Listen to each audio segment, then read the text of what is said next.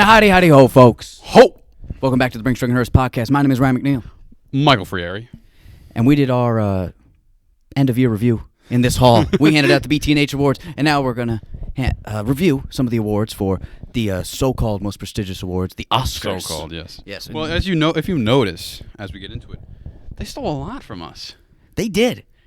I mean, quite frankly, the BT&H Awards are the most prestigious. Yes. They're not going to compete with that, but that's just me. I think, they took a lot of notes from what we think, and they apply. But let's get into it anyways. Yes. Because there were some, there's some distinct differences.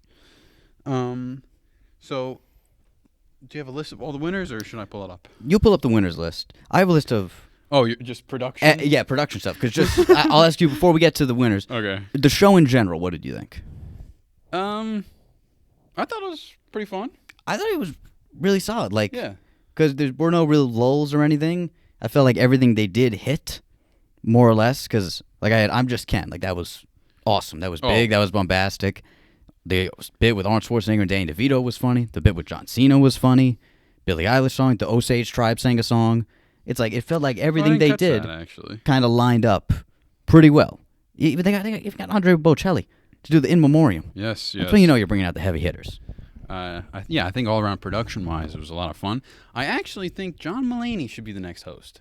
I think he'd be a solid host. He's a movie guy. Yeah, he was a lot of fun. The director producer clearly liked him because they gave him a full 3 minutes to introduce that category. I enjoyed it with just the Field of Dreams bit, but okay. Yeah, I think Kimmel's a good host. I think as long as he does this on the late night show too, where he just kind of does jokes that he likes the best. Yeah, but I don't mind that as much. He's a good neutral Oscars host. Yes, he's very neutral. I like that about him, but he doesn't bring anything new to the table. Yeah. It's just all jokes that the entire world has been making. More or less, yeah. And also the bit with Ryan Gosling and Emily Blunt, where they presented. Yeah. Talking about that was funny. I like the part where both Kimmel and Mulaney decided to come at Madam Web. Yes. I thought that was both pretty funny. But I had no issues, and I never really do. And should we talk about the big presentation now, or the thing with the 5 people, handing it out to the? Oh no! That's the only part I didn't like. Okay. It was very personal. I was mixed on that. Yeah, it was very personable with each of the previous. I don't know if it was successively the previous winners. I don't think it was. No, just but whoever they can get the 5. Yeah, especially the one who won last year. I think it was kind of cool to have 5 previous winners there. It did drag a bit when each of them talks about one of them individually, especially when it's 2 people who probably don't know each other. I texted you, I didn't expect Ke-Huy Quan to address Sterling K. Brown directly. Yeah, it was just bizarre. But I did think when they do win and they go up there, it's kind of a cool welcome to the club moment when there's 5 previous winners there. I just think it was too much of a time part. I just like how they. There's the thing; it did take a while. Yeah, I like when they show a substantial clip of them acting. That's just how I like it. That's fair. That's good enough. But should we get to Big Al? We'll wait for Big Al when we get to Best Picture. We can wait. Okay. Yes. Anywho. Shall we get into the winners? Let's get into it. So, I'll just go from the list here, the order building up. So, best visual effects. Godzilla -1 took something home, which everyone's pretty psyched about. Yes. I haven't seen that movie. I have not either. Good things. I bet it has very good effects. Nothing else that came out this year really stood out to me as those effects have to be up there. Yeah. I mean, Oppenheimer admired for a lot of the practical effects they did. But it was just really one scene of a good effect. Yeah, where Christopher Nolan quite possibly got an actual nuclear bomb for this film. Yes, well, I like the part in the beginning where it's can you hear the music and it's these flashes of I don't know, these interstellar images. Yeah, and they said they did all that stuff practically. Yeah, I don't know how they did all that. The more many abstract questions kind of things. Left to be had. But yeah, Godzilla -1, go for it. And, giving it to a non-English movie, too, is also very cool. Anytime those movies pull in more awards. People were very psyched about that, because I feel other than Oppenheimer, Godzilla -1 was the most highly praised movie of last year. When it came out, it was people raved about it. It probably had the most, almost unanimous people who saw it were it was really good. So, it was just kind of a cool win there. Anywho, best editing, and I think this is Quite obvious. an achievement of itself. Jennifer Lame with Oppenheimer. Yeah, I texted you when she pulled that one in. I said, to edit Oppenheimer. Oh. That might be the most impressive job anyone has done that's Yeah. getting an award tonight. Yeah, I said this before last episode for the 2023 wrap up, but like what's I think is so amazing about Oppenheimer is how it's edited. It's almost like a montage. Yeah. That's cohesively telling a story. Yeah, there's barely scenes in it. It's just Yeah. it's moving at a clip. It's obviously parts told out of order like Nolan does. Yeah. That it was unbelievable. Yeah. Yeah. The assembly for that. I think editing was like you have to nail the editing for everything to be like to drive everything home. You know? Yeah, for it to be It's such a big concise part of the enough movie. and make sense. Yeah. To not be too dense. Yeah. Best costume design went to Poor Things. Yes, I just watched Poor Things this week. I was not a big fan, to say the least. But I can't say it winning best costumes. That does make some sense to me. Yeah. I'm not going to fight them on that. I feel like these like costume and visual effects or production, you know, it's kind of just like what am I trying to say here? Kind of the Marvel pick. Like if there's a Marvel movie, they A lot of times it is. Yeah, it's a good time. It's a good time to throw a nomination or just to pick a movie. But I don't think I've seen a single Marvel nomination or anything. I don't know if a Marvel movie has won an Oscar. I know the joke for a while was the DC had more Oscars than Marvel because Suicide Squad I think won for hair and makeup. Oh, but well, I thought like Wakanda Forever was gonna win like some of those categories. Oh, okay, yeah. But like that's where you usually see like a Marvel nomination. I don't think they were even there. I don't remember seeing any of them there. I think Poor Things, yeah, big poofy dresses and. Yeah, and a lot of fantastical outfits, a lot of people to dress. Yeah. So, yeah, I get it. Because, I mean, nothing really else comes to mind of what it could be. And, I mean, Oppenheimer had a lot of old suits and old dresses and stuff. Yeah, but I mean, it's nothing crazy. Yeah, nothing like... It's just a matter of historical accuracy. Yeah. Nothing like pushing the bill forward. And then same deal with that. Best makeup and hairstyling is Poor Things. Yeah, again. People look good. I don't know what else to say. And, like, one of the big... like I guess characteristic things, like visual characteristic things, was Emma Stone's hair and how it keeps growing in this. I really didn't like how she looked with that hair. It was like kind of like really almost like The Ring. It was like I guess sometimes I could understand you getting those vibes, but yeah, it was like a little I don't know. But no, I get it. Poor Things. Mixed. We're both mixed here and there. I'm more. I don't like it. Okay. Yeah.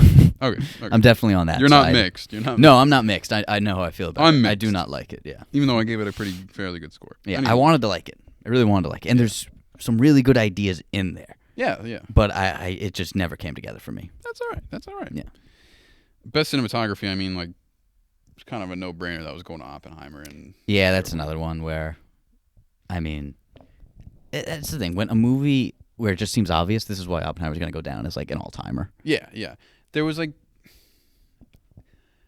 you know, like I'm super happy that Oppenheimer's winning all this stuff, but it almost makes for an uninteresting Oscars. It does, and part of me does feel bad for like some other movies because like if Holdovers came out last year, I think it would have cleaned up. Really? I think it probably would have cleaned. I think Giamatti probably would have gotten Everything that Everywhere All at Once. Well, maybe not. Okay, maybe a different year. I'll just say, okay, not specifically last year, but yeah. If it came out in a different year, like there was a stretch of a few years where Best Picture went to like Coda and Nomadland or something, like these odd, where I think you have which I point. bet were good movies, but it just weren't seen by many people. Yeah, Coda's not bad. They just weren't widely seen or very popular.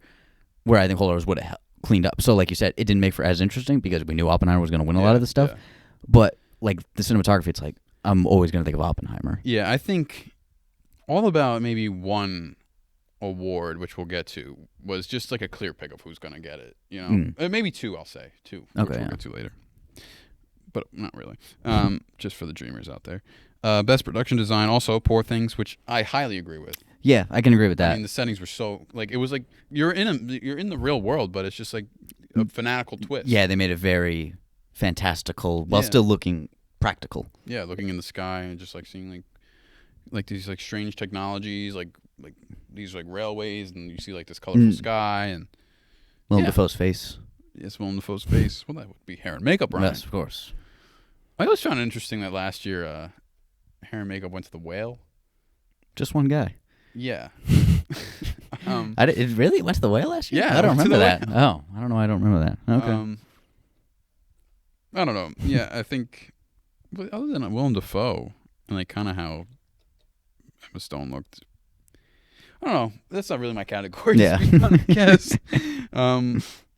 Best sound, The Zone of Interest, which is apparently a good movie. Apparently, like from what I've heard, is do you know like what the story's about? No, I don't believe. So it's about like a family that the father works in the. It's during like the Holocaust. He works in these concentration camps, and they just like live outside of them, and but like they're kind of just like indifferent to whatever's happening. It's just kind of like their life. Mm-hmm. But you can hear from what I've heard is during the movie, like they're just like sitting on their lawn, like you can hear like horrifying noises in the back, like just like little backs of the camp. I don't know. It's supposed to be a good movie. Yeah, because I know they said Zone of Interest, and there was that other film that I also hadn't seen. That was another foreign film. That apparently the same woman was in both of these movies they pointed out during the Oscars. Some German actress was in, like, this movie and some other movie. Was this The Anatomy of a Fall? Yeah, I think the same woman was in both of these movies. Oh, okay. If I remember correctly. But, yeah, I have not seen this one. No. But, you know, from what I've heard, just based off what you just said, I can understand why it gets sound design. Yeah.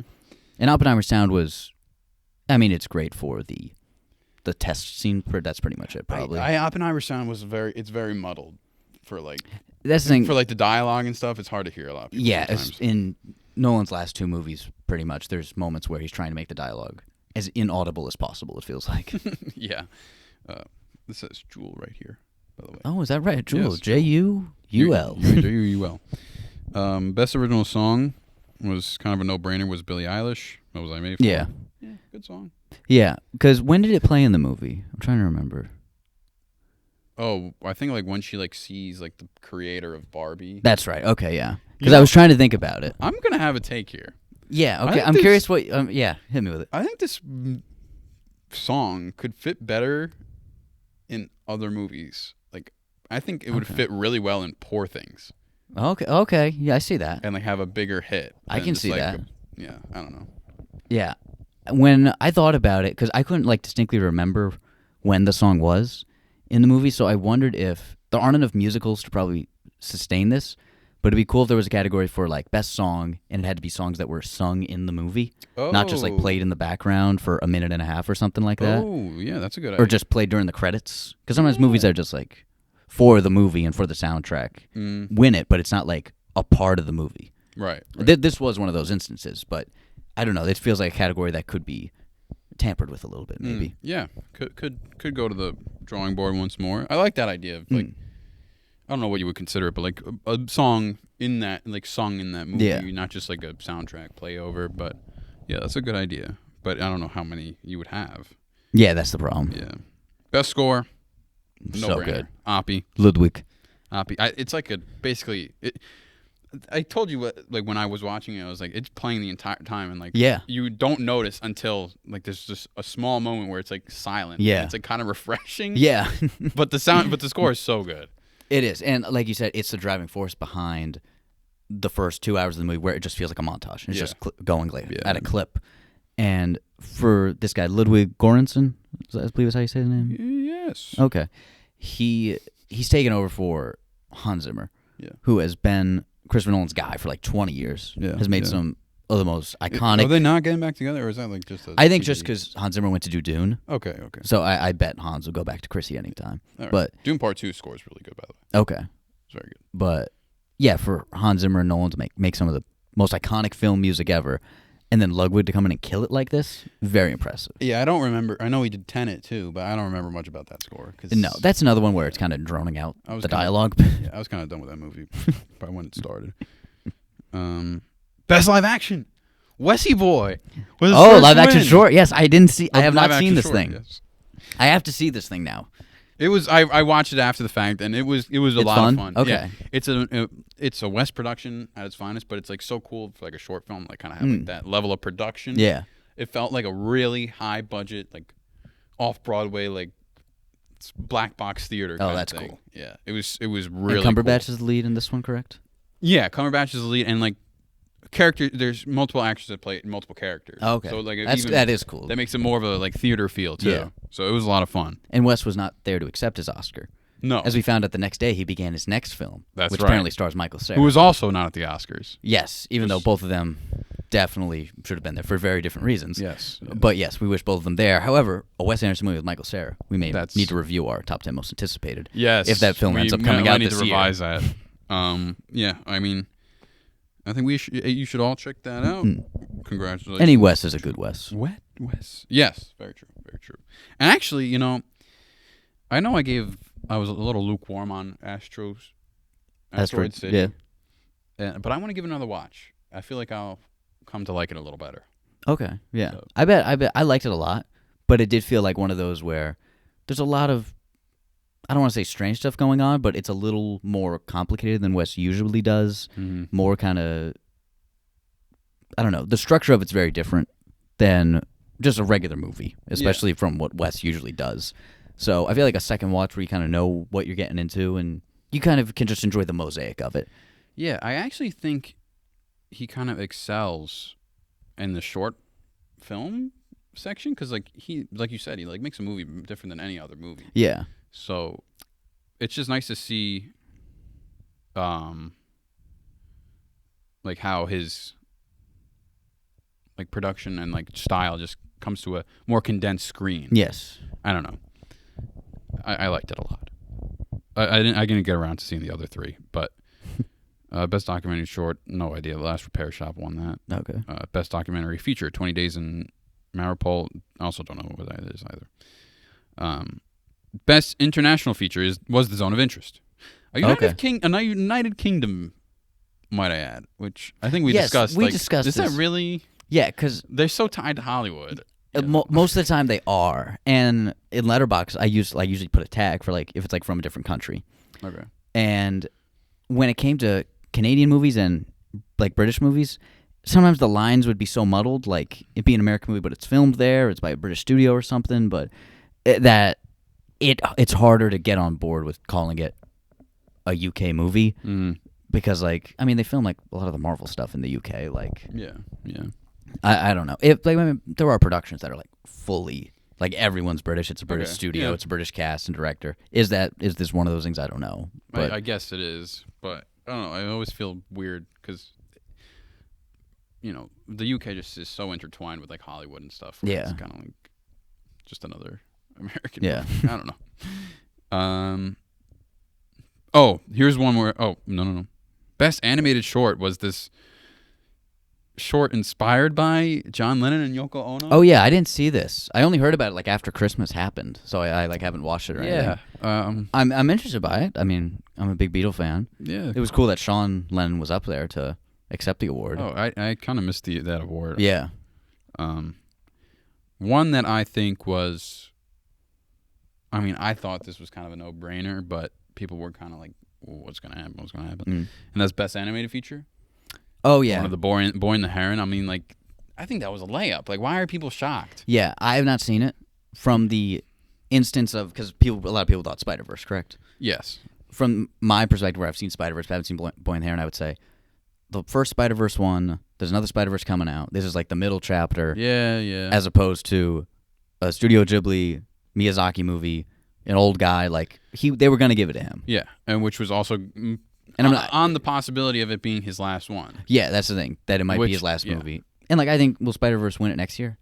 I'll take a guess and say. I don't think so. You don't think so? I would take a guess and say yes. I don't think so.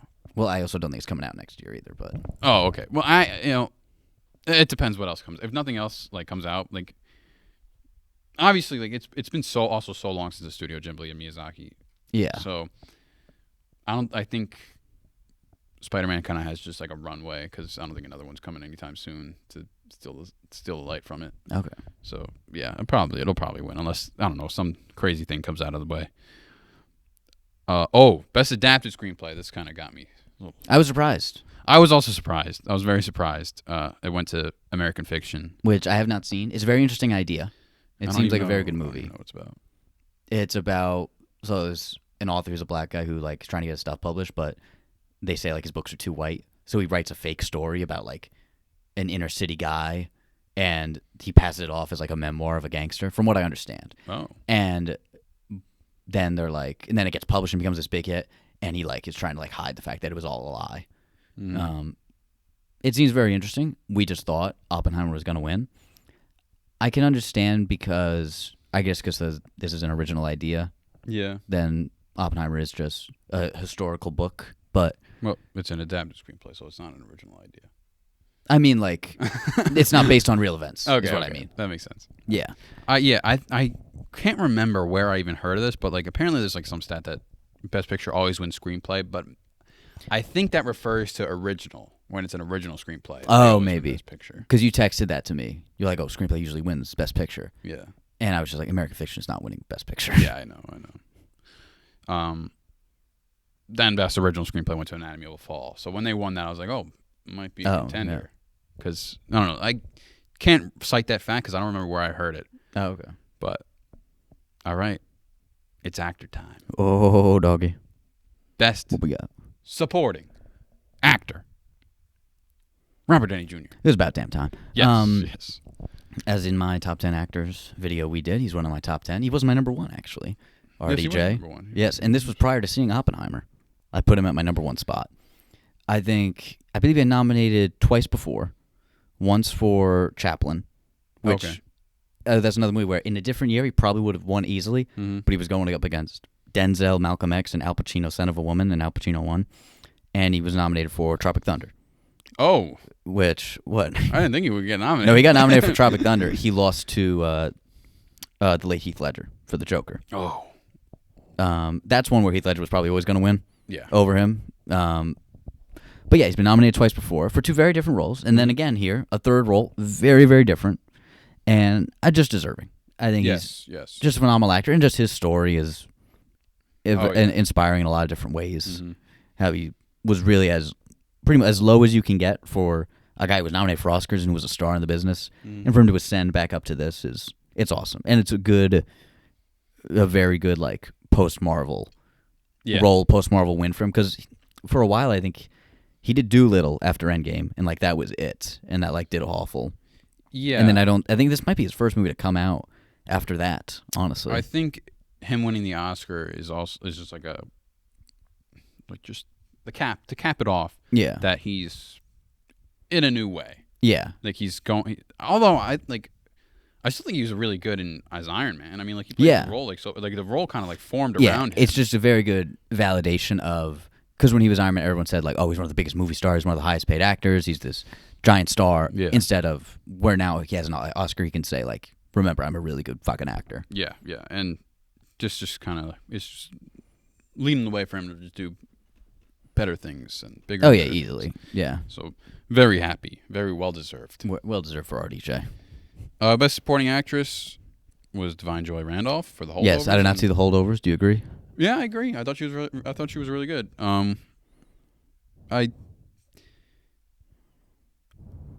Neither her or Robert Downey Jr. winning were surprises. You know, those were just like clinches. Yeah. Same with the next one coming up. But I think who else? It was Emily Blunt, America Ferrera. I mean, I don't know. She was the one I couldn't stand by that one. She was the one I threw out there for our BT&H awards. Yeah. Because I just wasn't sure who would else fit that category best of like best supporting actress. Yeah. And like I think my reasoning was like in a movie with like Ryan Gosling and Margot Robbie, like she has the most memorable scene in my opinion where she gives that long monologue. Okay. She had like the best like moment of acting in that movie, but still like it wasn't as big a role or as impactful a role as a lot of other options out there. I just think Divine Joy Randolph kind of just ties everything in The Holdovers together really nicely just because of how she plays her character. And it's just like a whole warmthness. It ties everything. Just a nice little bow on top. That's what supporting actor is supposed to be. It's supposed to be the glue. Yeah. She was a good she was like a good way to like just ground like the feel of the movie. I don't know how else to put it, but Best Actor. Best actor. This was a lock. I mean, Killy Willy. I mean, yeah, that was a lock. No one was surprised, but everyone was happy. Going back to having previous winners up there, I was saying how if I win an Oscar and I go up on stage and Nicolas Cage and Matthew McConaughey are there to shake my hand, I would have thought. I would thought I was on LSD. For? He won for I think the movie was called Leaving Las Vegas. Oh. I've never seen it. Okay. It came out in the 90s, I think, maybe late 80s, but yeah, he's an Oscar winner. I loved seeing McConaughey up there. It's my guy. Yes. And who else was up there? I know Brendan Fraser because he. Tim Robbins? Was he one? No, not Tim Robbins. I'm trying to remember who else. I can't remember, but anyway. But yeah, Brendan Fraser was the one who said the winner is Cillian Murphy. Yes. And that is, I think it's really cool when they have just the last year's winner. Yeah. Present it to the next guy. Yes. Knowing good and hell well, Cillian Murphy will not be at the Oscars next year if he does not have to be at the Oscars next year. Yeah, he seems to be a very. And any speech he has to give, he'll pull a Pacino and just say, "I'm going to read the envelope now," and he will just say the winner. Yeah, I mean, well, he's gonna have to be at the next Oscars now, so. Yeah, I mean that's a contractual thing. You win, you got to come next year. Yeah, I kind of don't. I think the winner of last year should present the award, but I don't think they should have that 5 people reading. Yeah, it was again. It was strange, but yeah, I don't know if they'll do that again, but I don't hate it. It just took a while. Yeah. Were there any other contenders that you can think of for this role? For lead actor, man, I don't. Other than Pauly G, but I didn't even see that. I mean, I didn't see him. Yeah, I mean, who else was nominated? Does it have the nominees there as well? No, but the fellow in American Fiction. Yeah, Jeffrey Wright. Was DiCaprio nominated as well? I can't remember. No, he wasn't. DiCaprio is not nominated. Yeah, I mean, it's hard to put anything on this level to say like, oh, maybe that guy or that guy. When years from now, when we look at lists of the top 10 performances of all time, Cillian Murphy's Oppenheimer is going to be on those lists. Now, what do you think that? Because like people said after Bohemian Rhapsody, like the biopic award was kind of done, like just giving it out to biopics. I am obviously Cillian Murphy. I mean, this is a biopic, really. What do you think about? And like Daniel Day-Lewis won his Lincoln. Yeah. Rami Malek won for that. Rami Malek won. Jamie Foxx won for playing Ray Charles. Okay. Yeah, I just feel like people are like less.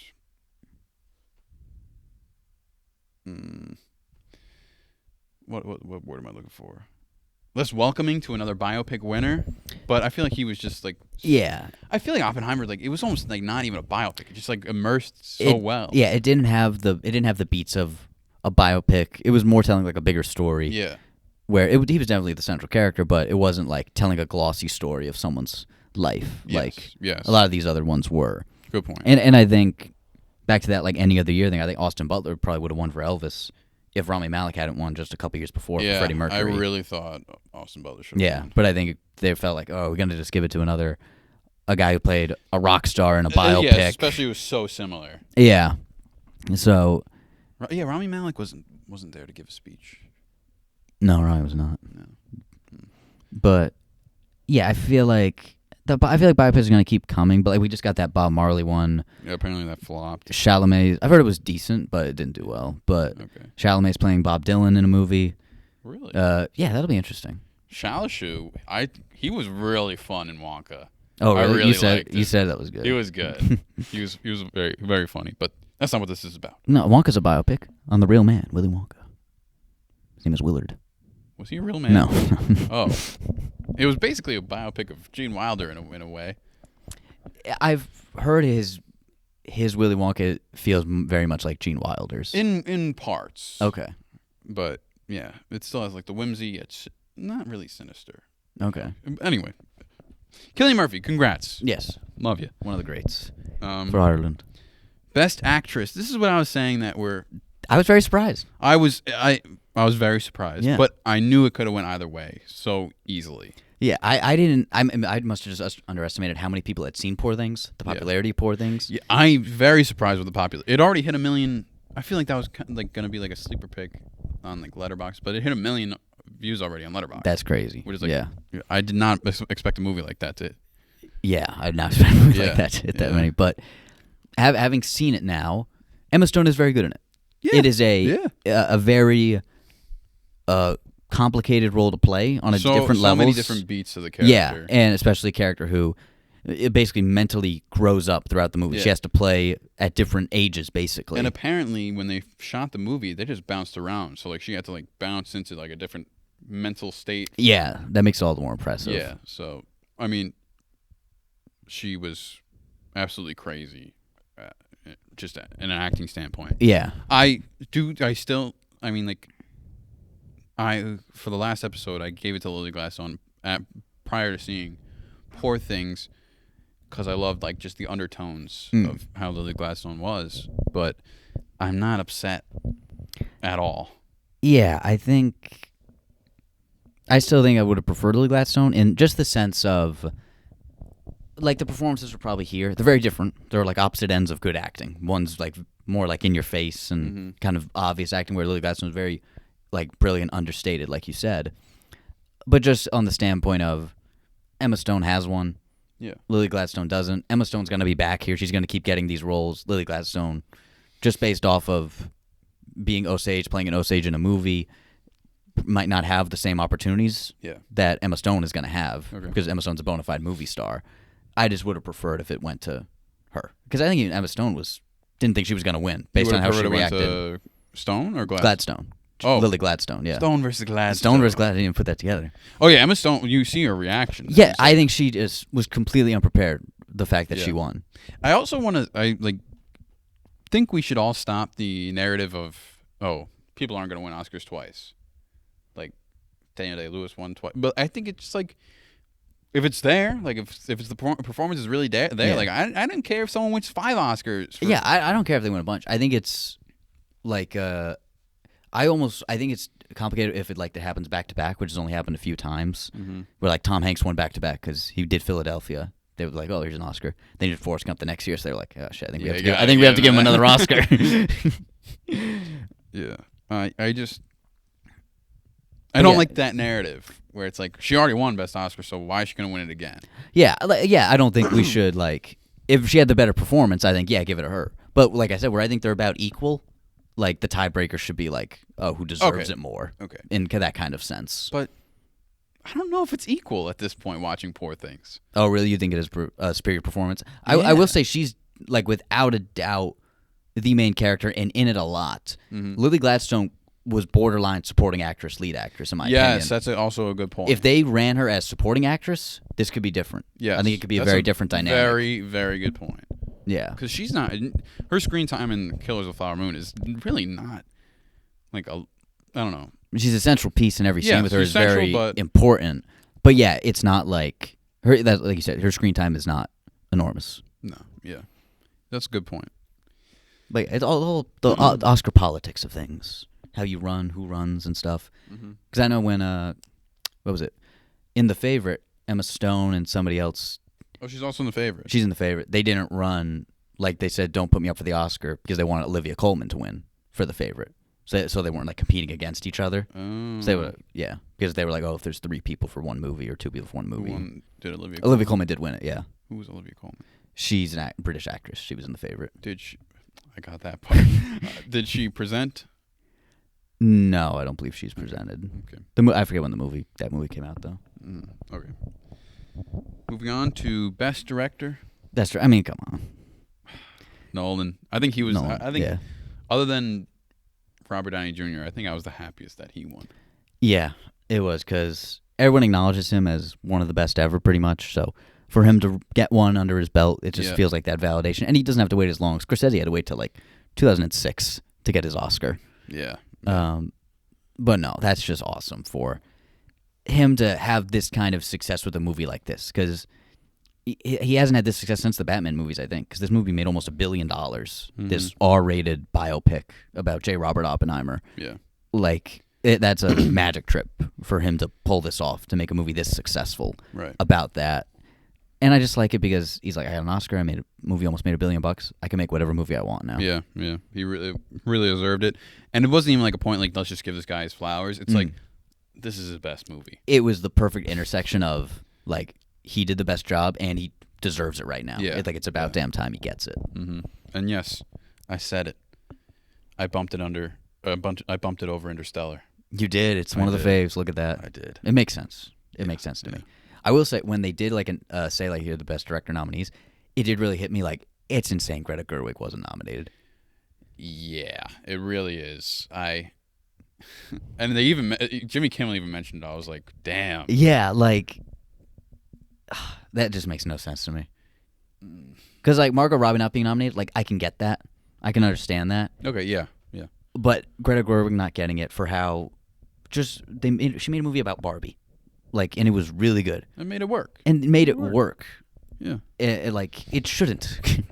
I don't even remember who the other directors were. I know Anatomy of a Fall. Yeah, I'm assuming Anatomy of the Fall, maybe Zone of Interest and American Fiction. Yeah. I mean, I bet all good movies, but like I just know for sure Greta Gerwig did an amazing job. Yeah.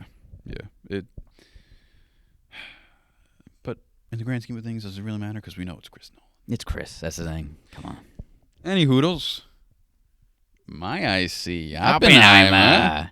Best Picture. Yes. Now, Mikey, just walk me through what was going through your head when you saw Al Pacino. Well, I said Big Al. Wow. There he is. Yes. I was like, one of the greatest to ever do it. Yes, he is. It's a fitting man to present. He deserves it. And then he's given a nice, brief, but nice little speech. Very brief. And then he starts saying, I'm going to go to the envelope. Yes. And then I turn around, like I'm turning away from the TV, and then he goes, "My I see Oppenheimer." I was like, "What?" And then I didn't know, like it was just such an odd,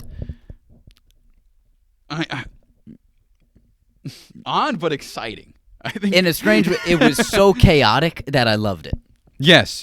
I think people are like giving it like so. First of all, why are people on TikTok giving Al Pacino? Yeah, dude, he's 83. He Yeah. can do whatever he wants. Yeah. Like, And I actually think it was a more exciting way to announce the big picture than they usually do. I think it definitely was more exciting. Yes. I think it was like actually super ceremonious too. Yes. He's just like, I'm going to the envelope. Here it comes. Here it comes. Yeah, you're like, I'm getting on the edge of my seat. I'm like, oh, he's about to say it. He's about to say it. Yeah, and he just, Instead of just, and the winner is, boom, there it is. Oppenheimer. He built it You know, up. He goes, my I see Oppenheimer. Yes. Like that. Al Pacino just saw Oppenheimer right there. Al His Pacino eyes saw it. Yes. That's Best Picture. I mean, like that's, and like people are saying, oh my god, like he just made a joke of the biggest award ceremony for movies. This dude's bigger than the Oscars. First of all, I'm saying, get over it. Yeah. Like, why are you taking it so seriously? It's a stupid Academy Award. God bless. God bless. You're lucky it's not even. It's just not like an email going out saying Oppenheimer's Best Picture. But I also think he did a good job is delivering it. I think it was cool enough. Yeah, I think the one main thing is like all these movies I got. I mean, they got plenty of flowers and clips shown throughout the day. So, but him not saying here are the nominees. A little strange that they didn't show the nominees because he just went like, I'm gonna go to the envelope. I was like, it's also on I was like, them. oh, is he not gonna? It's also on the production. Is he not gonna do the nominees? Because I'm sure he has teleprompter. Was he reading teleprompter? No, I don't know. No shot. But like, they show the nominees all the way through, like the production, like the trailers. So it's like people know who the nominees are. Yeah. And like at least show them on the screen. Like they didn't even show them behind him. Yeah. Like I think like for like actor, best actress, they showed behind like on those screens who was nominated anyway. Yeah. So they kind of like left him out to dry. Yeah. But he made the most of it. I think. I definitely made the most of it. I liked it. I liked it too. Now, did it remind you of any other time Al Pacino has presented a major award? Well, Ryan, I don't know what I would put over this or the announcement of God of War. I think just the sheer fact that Al Pacino was that the first presenting- thing you thought of too when he came out to direct? Yes, it was. Okay, yeah, of course. I mean, the first man to ever present the best game of the year and best picture. I mean, he was also in Godfather. Have you ever heard of that? Yes, I have. I know those two accolades I just said are big enough. I know. He was also in the Godfather. Yes. I just no other man for the job. I know. I think he should just host. He should. Oh, he would make the best Oscars host. But I rewatched when he presented the God of War Ragnarok. Oh, as he says it, and I forgot that he goes out and he says, "Here are the nominees," and they say the nominees, and then they cut back to him, and he has the envelope open already, and he's holding the trophy, and he goes like, "This is heavy. See, I've been working out," and then he goes to the envelope and says, "And the winner is God of War Ragnarok." So I mean, he just does whatever he wants, and like I said, he's bigger than the Oscars. Like, it doesn't matter. Like, he can't make a mockery of the Oscars. Yeah. Like let's not take this so seriously, guys. Come on. it was fun. Have a little fun. It was fun. And that's what you want you want an Oscar moment. I think this is what provided Oscar moments. Cillian Murphy winning an Oscar. RDJ winning an Oscar after all these years. The John Cena moment. Arnold Schwarzenegger and Danny DeVito on stage together. Cool stuff like that. Like, those were cool Oscar moments. Like, this is what the show was about. I think they did a best job I've seen in a while. Yeah. Last year's was good, too, I felt. Yeah, last year's was like a neutral good. Yeah. It was just like... It was satisfying, like Ke Huy Quan winning and stuff like that. Yeah. But, like, this year was quite good. Yeah. I don't think there was any like... Which, you know, you can say whether that's good or bad, but you knew everything was going to happen. Like, if I bet money, I would... You'd done all right. Yeah. I would have done all right. It was good Oscars. No one got physically assaulted on stage this year. No. That's always a good sign. Yes. Yeah. Yes. Could you imagine?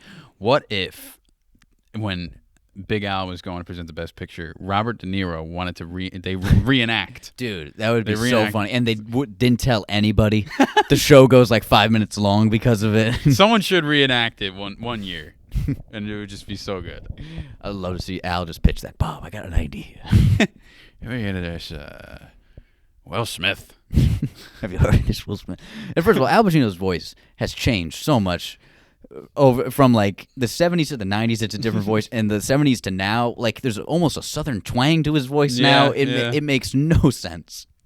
Yeah, I remember like someone on TikTok like making a impression of how he presented it, and someone in the comments was like, "You just gave a knowingly Italian man a southern accent." But I was like, that's kind of how he talks. Literally, though, yeah. But I love this Oscars. It was a good show, dude. Yeah. I love to see everyone who I wanted get their comeuppance. Yes. And all hail the Oppie King. All hail the Oppie King. Any other thoughts? It was cool when Kimmel shouted out the unions. They mentioned the strikes that happened in Hollywood and said like, "Oh, we're going to stand by with the crew union or something." Yeah, I would have been surprised if they didn't mention the strikes. Yeah, because that was such a big. I don't know if it affected the time because I don't remember when last year's Oscar was, but I'm surprised we even had an Oscars. It affected the Emmys. The Emmys are usually in September, but they were just in like January or something because they adjusted for that. But other than that, I mean, no, the show was great. Yeah. I got no complaints. I really enjoy it. I think, and like you said, each presentation was interesting in itself. Yeah. And I think that was a whole lot of fun. I don't remember much of last year, so that's saying something. Yeah, this is the best one that I could think of, honestly. Both winners and presentation, production, everything. They killed it. It was a good Oscars. They're back, baby. Oh, and I'm Just Ken was... I'm Just Ken. I mean... can I make a statement? First of all, yes. I will say first. One, I was like, oh, that's cool. Mark Ronson was there. I did not expect Slash to be there. Oh, yeah. I did not expect, because he played on the song, but I did not expect him to be there with Wolfgang Van Halen. I also really did not expect Simu Liu and the other guy, the other Kens were actually there. Mm-hmm. So like they went all out for it, which was awesome. Yeah, but your point. This was probably the best musical performance I think I've ever seen. And I'm not even being ironic. I have watched it at least 10 times. It is so well put together. It really is. Like from starting in the crowd. Yes. And then he goes back on the crowd. Yep. He hands the mic to Greta Gerwig and Margot Robbie and then to Emma Stone. I know you got in the feels when he handed that mic to Emma Stone. Yep. Those heartstrings were tickling. Oh, yes. City of Stars, baby. And it's big and bombastic. It is. And everyone's waiting for it. And the best part is he didn't even want to do it. Yeah. But he was there. He was laughing at parts. Oh, yeah. He knew how ridiculous it was. Especially, he's like, I'm doing this at the fucking Oscars. Yeah. The Osage tribe is sitting there. What am I doing? And you know like what he like kinds of thinks of it, because I remember when he won, when I'm Just Ken won Best Song at some award. I forget what it was. Oh, yeah, Critics' Choice, I think it was. Yeah, because he beat like Billie Eilish. Yeah, and then he's just like looking. He's like, "Are you fucking kidding me?" He just knows like this is a complete joke. Yeah. Now he's got to perform it at the Oscars. It's just hilarious. Yeah, it was so well put together. It is the greatest musical performance I've ever seen. It was amazing. I'm not going to say you're wrong. It was amazing. All right. It's the Goss, baby. Yeah, it is the Goss. You know, maybe we'll have some musical performances this year. It could be interesting. It could be interesting. You know, if I met the Goss, I would say one thing to him. You know what that thing would be? What would it be? I would wish him a Heidi ho!